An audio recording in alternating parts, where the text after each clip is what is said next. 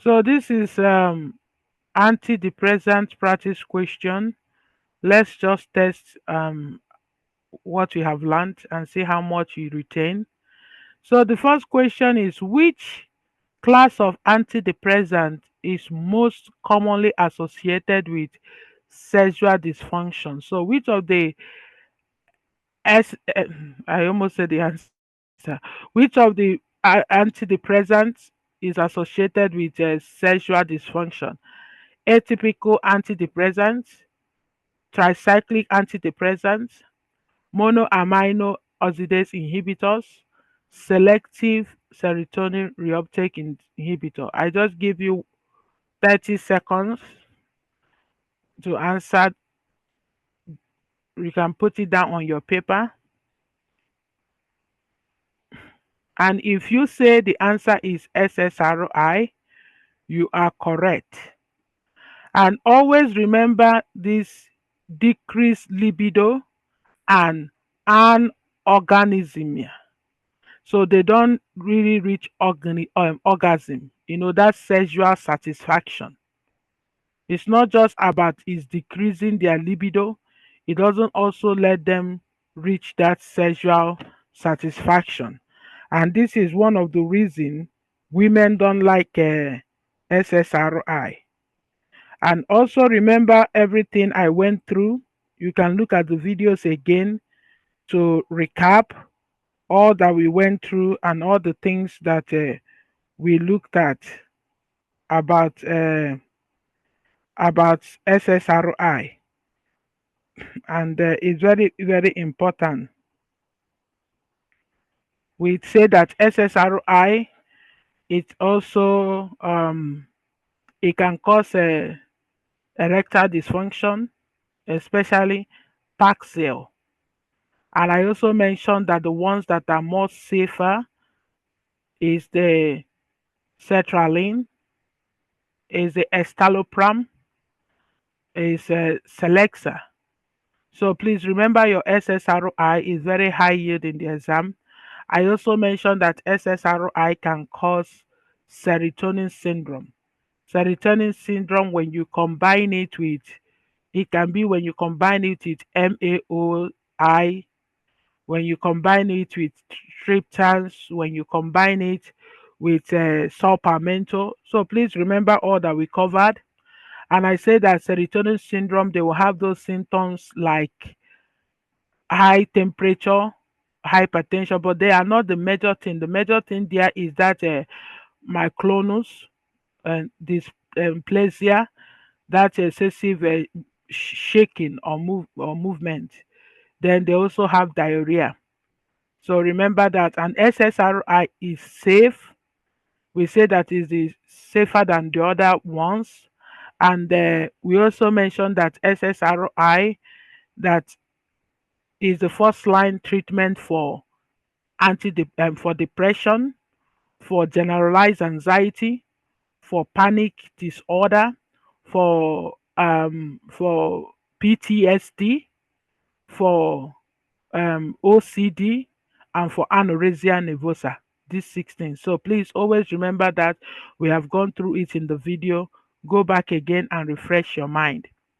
Then we have the TCAs. Under the TCAs, we say that the TCAs, we can also use it for people that have a people that have a cluster headache. They can also use it in the treatment for prophylactic treatment for migraine headache. But these ones can affect the heart. So it's always important that they do electrocardiogram to make sure the heart is functioning properly. And they are the ones that ends in like imipramine, okay, in mean.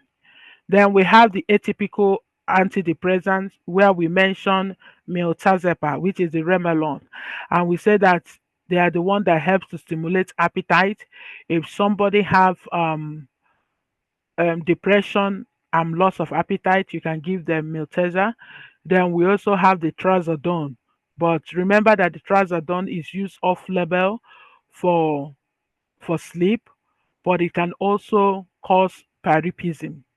Then another one is that the wellbutrin can also be under the atypical antidepressants. Then we have the monoamino oxidase inhibitors, which is where you have your Maplan, Nadel. Okay, we use the mnemonics no popular meds. Okay, so remember that Nadel, Panet, Maplan.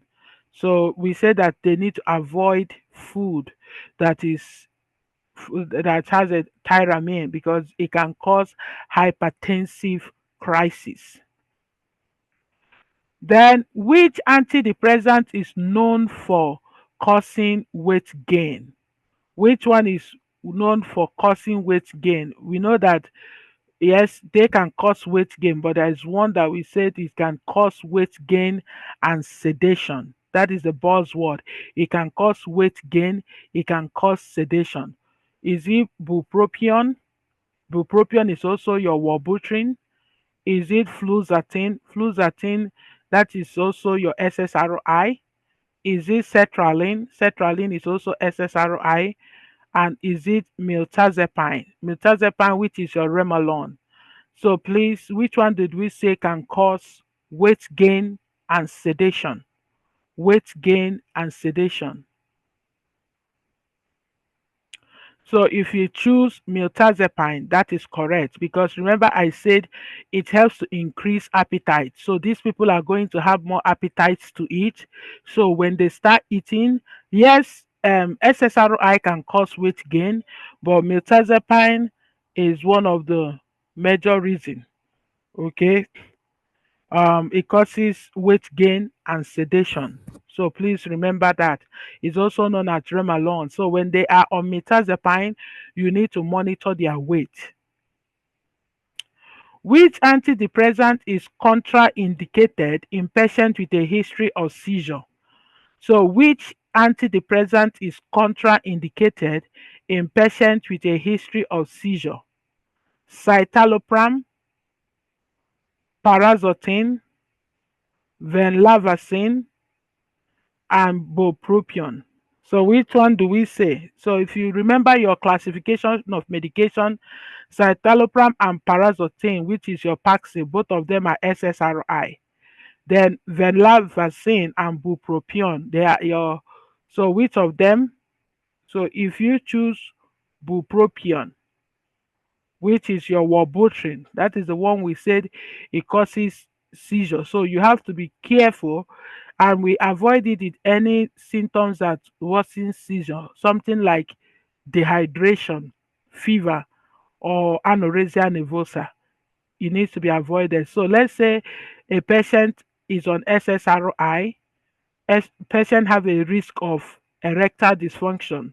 We put them on Wellbutrin, which is your bupropion, to help. But this patient, if this patient have a history of anorexia nervosa or seizure or dehydration, it can worsen it. Which SSRI has the longest half-life and is often used for patients with poor medication adherence? So which one has the longest half-life? We know paraxetin, sertraline, fluoxetine, citalopram. So which one do you think have the longest half-life? And also, we give it to people that have a poor medication adherence.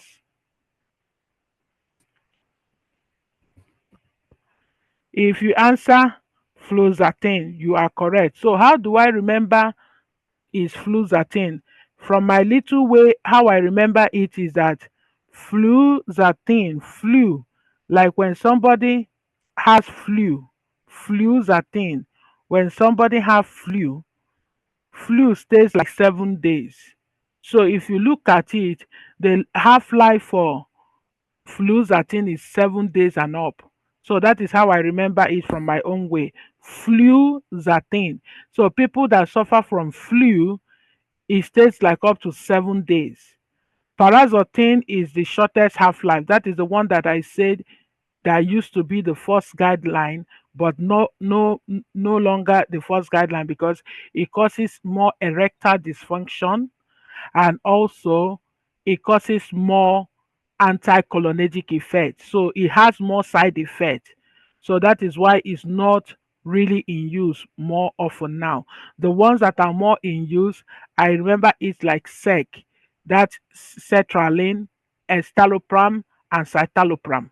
Okay, so fluoxetine is also good for, another name is Prozac, fluoxetine prolong, which is fluoxetine, Prozac. So it's also safe for adolescent with depression.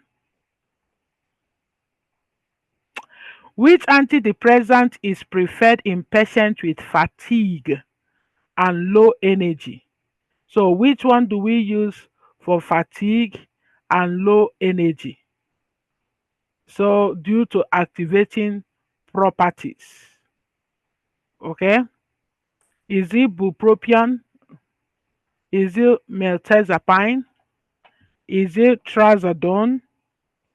Is it amitriptyline? So by this time, you're supposed to be knowing the classes of this medication. Now, you're supposed to be knowing the classes now. So Milteza is atypical antipsychotic. Sorry, atypical antidepressant. Please, it's not antipsychotic, antidepressants. Okay, atypical. So um, another one is the another one is the trazodone. Trazodone is the one I said that is used for off-label, and it can use for off-label for pain, for sleep. It's used off-label for sleep, and also used for, it can cause priapism. It can cause priapism.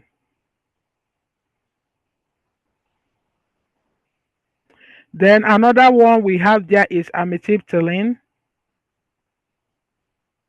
Amitriptyline. So amitriptyline is your TCA. That is your TCA. Okay. Then the one that we usually use for fatigue, that is your bupropion. Okay. And remember, I mentioned that bupropion is also under atypical antidepressant, and also you can also group it under NDRI. It's still under NDRI, which is the norepinephrine dopamine reuptake inhibitor. So this is the one that we use when somebody has fatigue and low energy. So if they ask you which of the antidepressant is used for fatigue and low energy, that is your bupropion, which is also known as Wellbutrin. Which antidepressant is most associated with QT prolongation at the highest dose? So which one will cause QT prolongation? Venlafaxine, paraxetine, fluoxetine, citalopram. So which of them will cause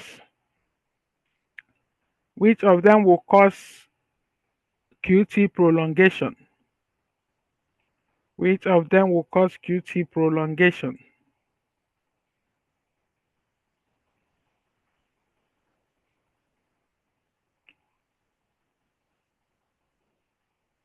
So if you choose citalopram, then you are correct, because citalopram can cause a dose-dependent prolongation of the QT interval. So always remember that. That is why when they are on citalopram, they need to be monitored, because they can have a um, side effect like arrhythmias. Okay, so it's very important that they can also monitor. They can do they monitor them for the risk of any factors like cardiac conditions. Which antidepressant is commonly used off-label? I don't think anybody will fail this one. Off-label for insomnia. Insomnia due to its sedative effect. This one is an easy one. Which one is used off-label for insomnia? Trazodone, venlafaxine, bupropion, fluoxetine. So the answer is trazodone. We have said it so many times. And we also say that trazodone can cause can cause priapism, please. It can cause priapism.